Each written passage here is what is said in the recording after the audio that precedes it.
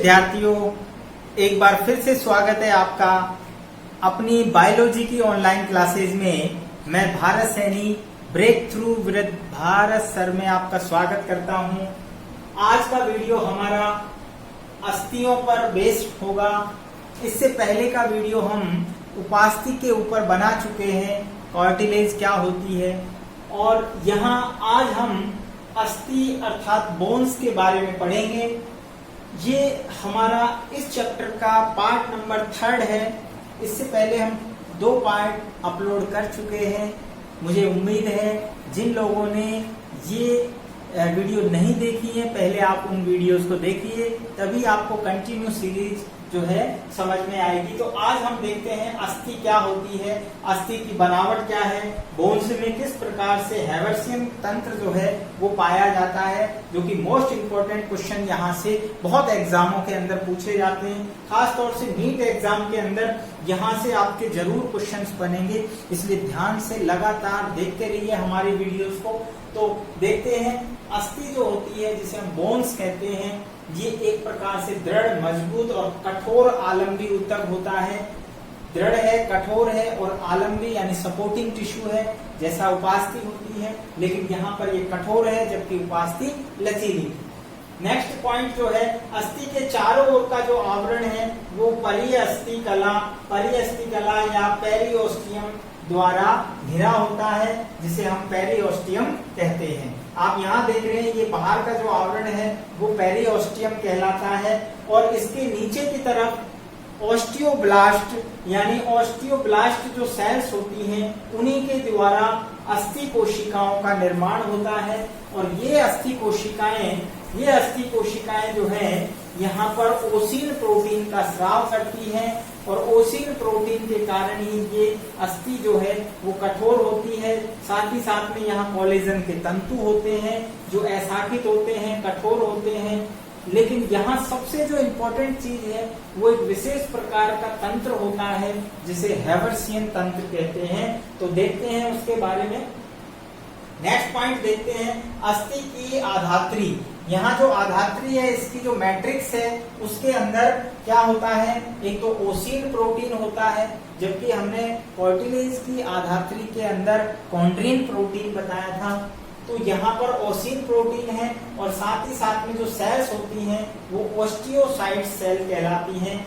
Sales को क्या नाम देते हैं, ऑस्टियोसाइट्स। यहाँ आप देख रहे हैं ये ऑस्टियोसाइट्स, जिन्हें हम अस्थि अणु या अस्थि कोशिका कहते हैं। अरे भाई, प्रत्येक जो टिश्यू है वो सेल से मिलकर बना है, तो यहाँ अस्थि जो है उसकी कोशिका को हम अस्थि कोशिका या ऑस्टियोसाइट्स कहते हैं, जबकि कॉन्ड्रीन के अंदर हमने उपास्थि के अंदर जो कोशिका थी उसे उपास्थि अणु कहा। राइट, आगे बढ़ते हैं। ऑस्टियोसाइट्स विशेष हैवर्सियन तंत्र यानी हैवर्सियन सिस्टम या ऑस्टियोन बनाती है। यहाँ जो इम्पोर्टेंट बात है, आप देख रहे हैं ये घेरे में लगातार प्रत्येक हैवर्सियन तंत्र के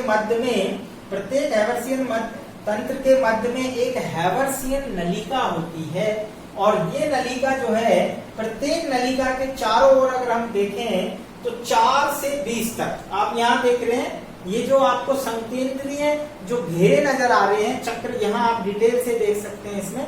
तो संकेंद्रीय लैमिली होती हैं, संकेंद्रीय लैमिली यानी पटलिकाएं होती हैं।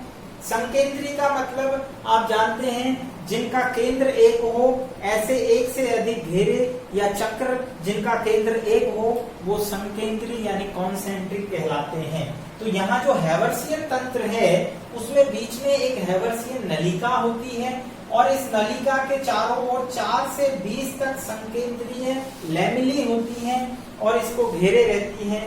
प्रत्येक हैवर्सियन जो नलिका है उसके अंदर रक्त नलिकाएं और तंत्रिका होती हैं, और इन रक्त वाहिनियों से जो पोषक तत्व हैं वो पोषक तत्व हैवर्सियन तंत्र की कैनालिकूली की सहायता से, अब ये कैनालिकूली क्या है, की सहायता से सभी ऑस्टियोसाइट्स में पहुंच जाते हैं। देखिए कैनालिकूली क्या है, यहाँ पर हम इसको विस्तार से देखते हैं एक बार।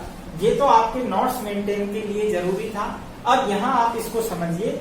देखिए यहाँ हम देख रहे हैं ये टीएस ऑफ ह्यूमन बोन्स यानी मानव की जो अस्थि है उसका अनुप्रस्थ काट हमने लिया है। तो यहाँ हमने कहा कि बाहर की ओर का जो आवरण होता है उसे पेरिओस्टियम कहते हैं, और यहाँ इसके नीचे का जो स्तर है जिसमें ऑस्टियोब्लास्ट सेल होती है, और यही ऑस्टियोब्लास्ट आगे चलकर ऑस्टियोसाइट्स बनाती हैं। ये ऑस्टियोसाइट्स यहाँ पर आप देख रहे हैं लैमिनी के रूप में, पटलिकाओं के रूप में संकेंद्री व्यवस्थित रहती हैं, और ये एक विशेष प्रकार का सिस्टम बनाती है जिसे हैवर्सियन तंत्र कहते हैं। ध्यान रखना, क्वेश्चन पूछा जाता है हैवर्सियन तंत्र कहाँ उपस्थित होता है, तो बोन्स के अंदर। ध्यान रखना, बोन्स के अंदर होता है।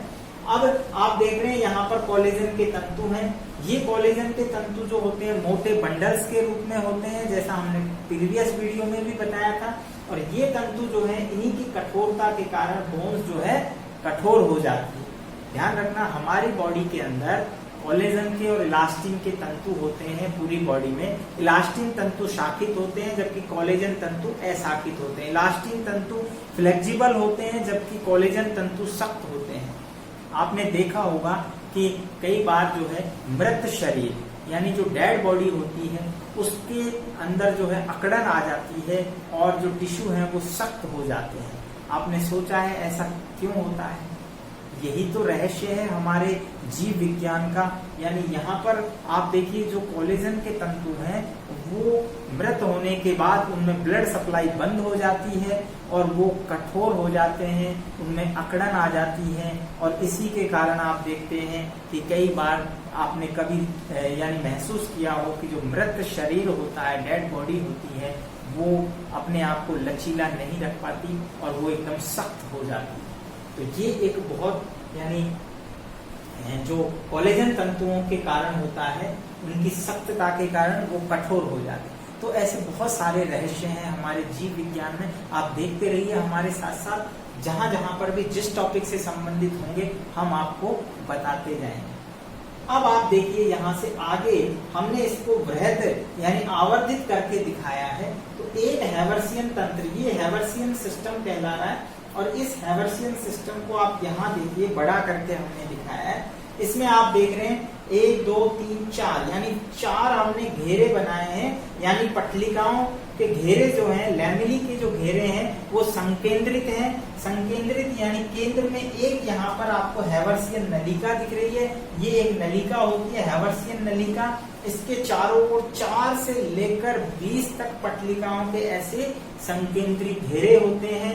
अब प्रत्येक पटली का जो लैमिनी है उसको अगर हम देखें तो आप देखिए यहाँ इसको भी हमने आवर्धित करके दिखाया है। अगर एक लैमिनी की अगर हम बात करें तो यहाँ पर आप देखिए इसके चारों ओर छोटी छोटी सूक्ष्म महीन नलिकाएं होती हैं। इन नलिकाओं को कैनालिकूली कहते हैं, कैनालिकूली। तो ये कैनालिकूली जो है ये इनके द्वारा ये अन्य जो लैमिनी होती है उनके द्वारा जुड़ी रहती है, और यहाँ से इनको भोजन और यानी जैसे हम कहते हैं पोषक पदार्थों को, पोषक तत्वों को जो है सप्लाई करती हैं। और ये जो हैवर्सियन नलिका है, यहाँ से जो फूड आ रहा है वो पूरी ऑस्टियोसाइट्स को, यानी प्रत्येक ऑस्टियोसाइट्स कहाँ है, प्रत्येक लैमिनी जो है यानी जो लेक्यूना जिसको अपन कह रहे हैं, गर्त में एक ऑस्टियोसाइट यहाँ पर उपस्थित है।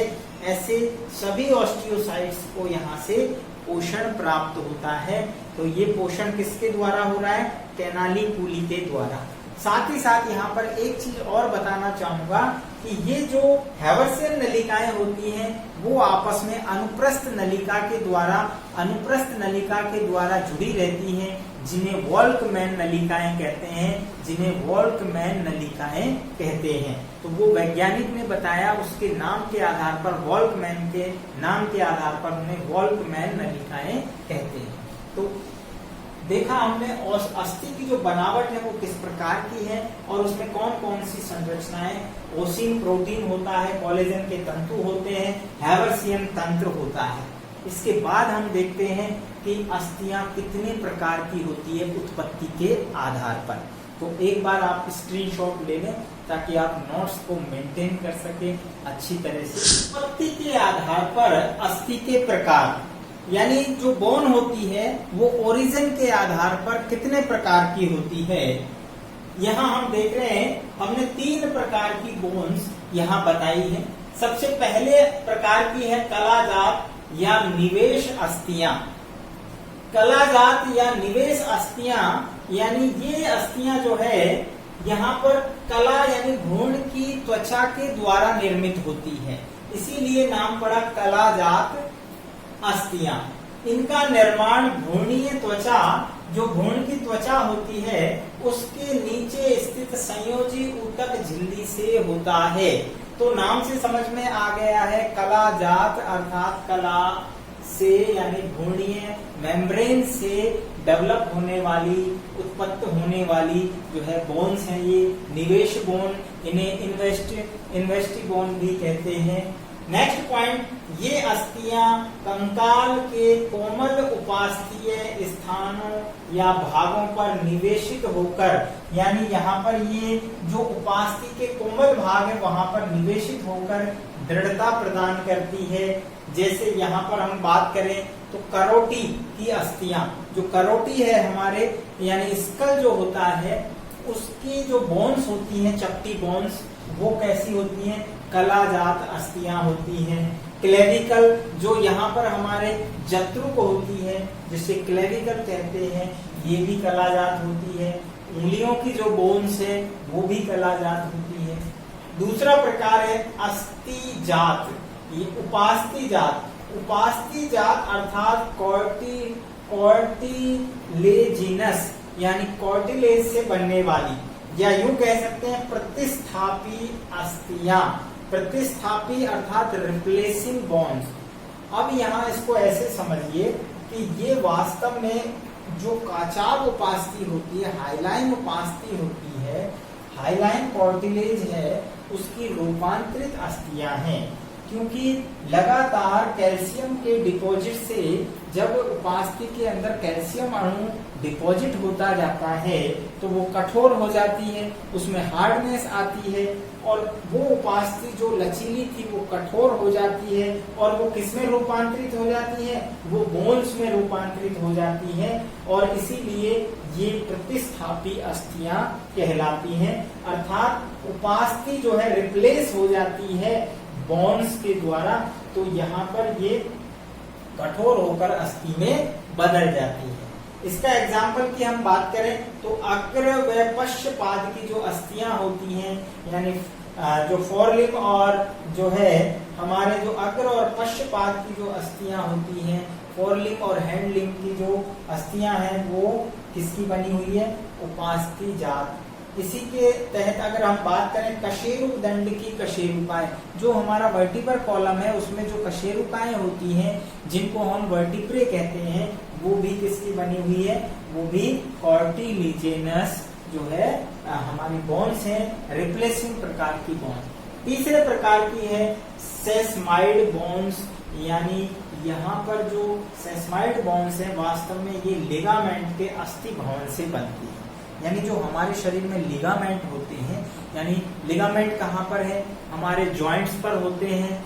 घुटने पर जो लिगामेंट्स होता है जो दोनों बोन्स को यानी फीमर और टिबिया फीबला को जोड़ता है वो होता है पटेला।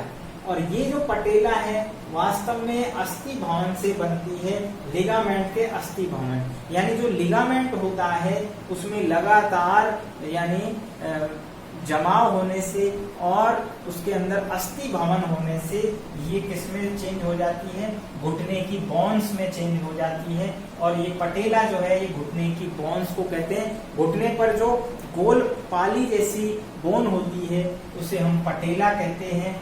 और यहाँ पर ध्यान लें कि अस्थि भवन का अर्थ होता है ऑस्टियोजेनेसिस, अर्थात अस्थि के निर्माण की जो प्रक्रिया है, अस्थियां जिस प्रकार बनती है उस प्रक्रिया को हम ऑस्टियोजेनेसिस या अस्थि भवन कहते हैं। नेक्स्ट वीडियोस में हम देखेंगे कि मानव के कंकाल में कितनी बोन्स हैं, कहाँ कहाँ पर जो है कितनी बोन्स पाई जाती हैं, स्कल में कितनी बोन्स हैं, जो हाथ पैरों के अंदर कितनी बोन्स पाई जाती हैं, ये सारा जो है हम नेक्स्ट वीडियोस के अंदर लेंगे। यानी पूरा कंकाल तंत्र आपको जो है विस्तार से बताने वाले हैं।